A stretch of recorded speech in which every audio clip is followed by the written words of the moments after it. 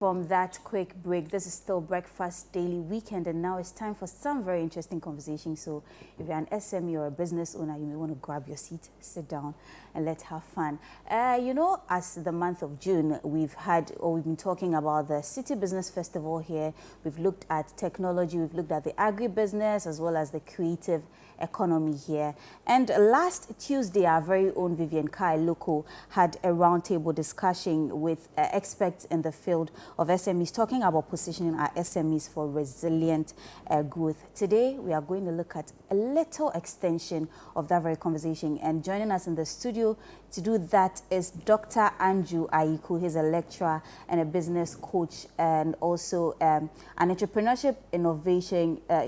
He's a lecturer and business coach at the University of Professional Studies, Accra, and also Venus Teria, who is the founder and creative director of Senef Koto. And the topic for the discussion, or for the conversation this morning, is managing and growing SMEs. Lady and gentlemen. Lady and gentlemen, good morning and welcome to Breakfast Daily Weekend. Good morning. Good morning. Good morning. Right. SMEs. Well, for people watching and wondering what SMEs are, please can you just give us a bit of description of what SME is? So there's a definition of what SME means based on certain criteria. The number of employees, the annual rate return, the number of the production turnover over a period of time. So Ghana has its own definition of SME on what. But recently, I think yesterday, the Ministry of Trade and the Ghana Enterprise Agency did a reclassification of SME so that those on the tabletop, those on the convenience shop will be clearly identified. So there are different definitions for SMEs as they operate and based on their kind of operations. All right. Now, Venus, you are the creative director for Senef. Where do you think your business falls? So I'd say we're a micro SME, just because of our numbers in terms of our employee numbers. And like the gentleman was saying, SMEs are defined by a number of different things. The parameter will start from a business that has maybe 2 employees to about 30 or 40, and then you move into a growing business. And so I'd say that we're a micro still, simply because of our model. All right. So, Dr. Aiku, you talked about numbers of employees. So, how does one actually prioritize tax projects and to ensure efficient, running of the business? So when you are running businesses, you need to put processes and systems in place. The number of staff you have based on their expertise will depend on their delivery. I'm sure that what happens to my colleague here, whereby in an organization, you need to structure it in such a way that you have various departments who does what at every point in time. Now, when you are able to structure the business model in this way, one way or the other, it helps you to understand how you produce, what you produce, at what time of the day that you need your employees to come and help you. And this is how the Ghana Revenue Authority, Standard Board, Food and Drugs, but these are the things that they look out for. So if you are small, there's a classification for you. If you are micro, there's a classification, there's a tax that goes for you. There's a tax that goes for small businesses and those who are moving into the medium sector as well. Now, talking about structure, does one need, or someone who has an SME need, a business plan? And if so, why? So for me, I'll tell you that if you're running a business, you need a business model. So there's a business model canvas. It's a document that you need to develop. Probably you are so small, you can't pay somebody to do a business plan for you, this whole big document. But you need to start with a business model. What is your value proposition? Which customers are you targeting? Who are your key partners? When you're able to understand clearly, so for instance, you want to sell dresses. Who are you going to sell the dress to? What is the value? And what is the cost? So these thematic areas helps you to develop a business model and expand it to be a business plan. Right. All right. So Venus, you actually created all the beautiful accessories that you're wearing, the bags and all that. So how do you go about with talent acquisition? So and retention with your SME? Okay, so a sustainable business, and that kind of as a thread that runs through the core of the business. It's not just a thing that we say, it's part of our value proposition. And we're a slow fashion brand as well, accessories brand. What that means is our model in terms of talent acquisition is very agile. We make use of and try to optimize artisans, businesses who are already existing in the ecosystem, rather than recreating that wheel ourselves. So many of my core team, they already have their own businesses. Right. Yes. And we plug in and we become one of their most sustainable sources of business. So as we grow, they grow. Right. Yeah. Venice, no, go ahead, finish up. So, and I think that in that way, as a micro business, it allows you to not bear the fixed costs of having to employ somebody full time, but it also allows you to nurture talent and help them understand the quality that you are aiming for, and the consistency in terms of the partnership that you can grow with them. Right. How long have you been doing this? 4 years now. 4 years. Let me ask you, as a business owner who's been in business for the past 4 years, what do you think are some of the challenges SMEs are facing? Okay, so I'd say that in the environment that we're in Ghana, it presents a lot of opportunities. That's first of all. I hear people speak a lot about the challenges, but it presents a lot of opportunities in terms of being able to try your hand at different things and see what works for you.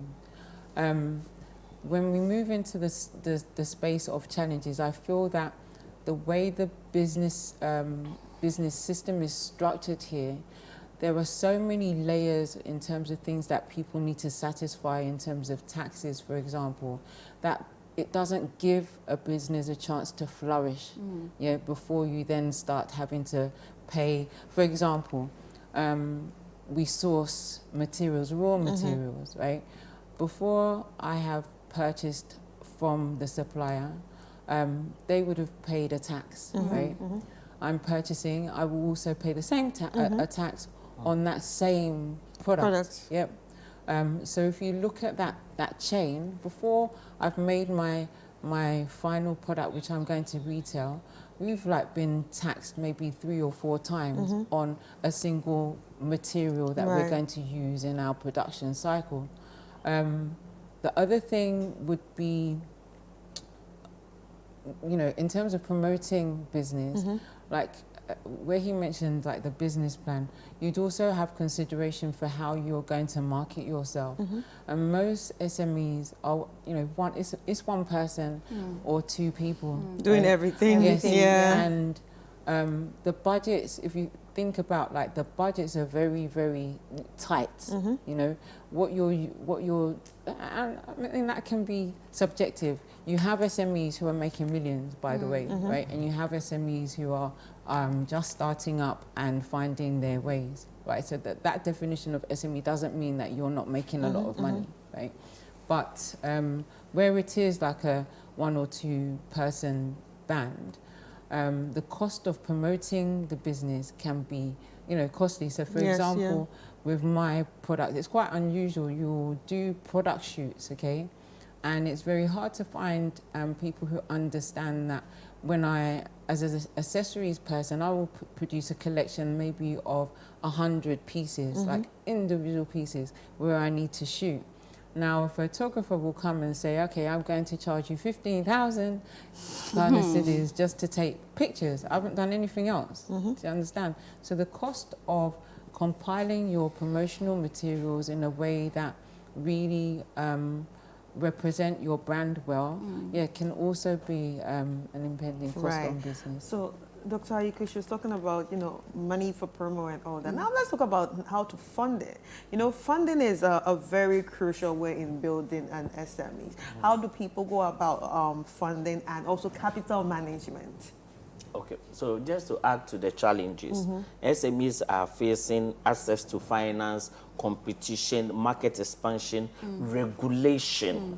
Regulation will just put you off. I know SMEs, I've been working with them for the past 6-7 years. Regulation, Environmental Protection Agency, you submit things, it takes time. This has to be processed. So those are the key challenges facing them, and competition. Just an example. One of my students producing materials, bags and stuff for a company. When then they said, oh, we can get somebody to produce it from China at a cheaper price. So basically, she's out of business. Okay. So to come to your question, SMEs, starting a business, running a business, you need to raise funds. The first way of raising funds is, they say, the family and friends and fools. Yeah. Your friends who believe and trust you will give you money to start your business. Yourself, Secondly, though, I yourself, think. yeah. I You need feel to, that yeah. self-investment is Self-investment, really key. yeah, but our mindset doesn't give that. So when you ask somebody, what do you need to start a business? They say money. How much have you saved? Nothing. So that's what they normally say. Yeah. So you need to get money from your friends. At least come we have. Yeah, no, it doesn't happen. So a lot of people go for pitches. So at the university, what I do for entrepreneurs is that you pitch your business idea to angel investors who will give you like 25,000, Okay. who like 50,000. There are people like that who invest, give you a little grant. But I think even with that, they'd want you to demonstrate that you have invested something yourself, because it's not necessarily money that everybody needs. Sure. You know, so and I used to work in business advisory, and one of the things that we would say was, like, if you are going to venture into this space, then your first port of call shouldn't be debt, because even if you go for an angel investor or somebody to give you donate you money, it's a debt. Which your business, which is not yet making maybe, will then have to carry.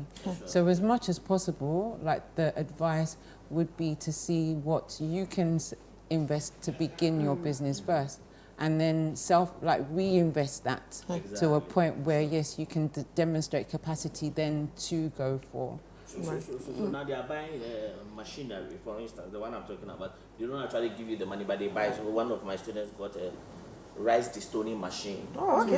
Another one got a dehydrator to dry fruits. Exactly. So those are the dry fruits. Exactly. Yeah. So she's into the dry fruits market. So when she went to pitch, the first question, what do you need? She said, I need a machinery. I'm investing my time and energy. She said, and the other guy has also got something to produce pouches. Wow. So they were important. So there are a lot. And coming through the years, through the GA, there is small funding that supports, but they don't come as cash. GIZ, for instance, will never give you cash. The rest will buy a machinery. A friend bought a photo. I never knew the photographer's thing cost more than 50,000. It actually does. So when we did the due diligence, that's what he does. Yeah. 50,000. I said, why? They bought the machine. They bought the 50,000. That is his skill. So basically, He said why? Oh yes, because I did the due diligence. I said, no, why do you need it? 50,000. He said yes, and the guy said, yeah, we'll buy it for him, and he's doing great stuff. All right. Mr. Dr. Aiku, your final words. We are wrapping up. So your final words for anybody who owns an SME, what advice would you give to that person? Currently, inflation, fuel prices, Monday to go up. Just note, you need to have a pricing strategy. You need to have a competitive advantage. Right. You should be ready to survive. These three things. Thank you. All right. Thank you very much. Your final words, if there's any. Well, I'd say that, yes, the challenges in the environment are many.